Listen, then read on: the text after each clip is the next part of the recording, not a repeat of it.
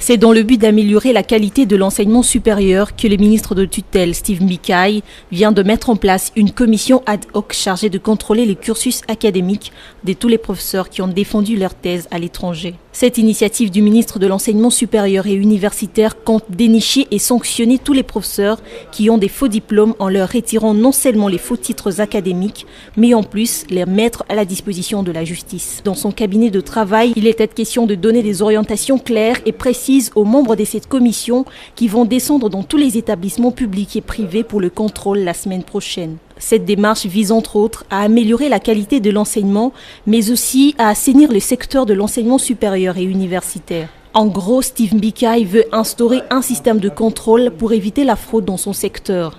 Il est temps que les tricheurs soient sanctionnés. Nous avons pour mission principale d'améliorer la qualité d'enseignement dans notre système d'enseignement tertiaire.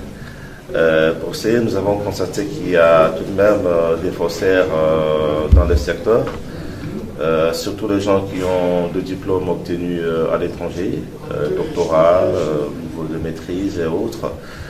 Senti que je pensais qu'il faudrait un contrôle systématique dans tous les établissements publics et privés pour authentifier les diplômes des uns des autres, dénicher les faussaires, les sanctionner de façon administrative, mais aussi les mettre à disposition des procureurs pour qu'ils soient poursuivis. Après avoir contrôlé les professeurs qui ont étudié à l'extérieur du pays, un autre contrôle va se faire au niveau national.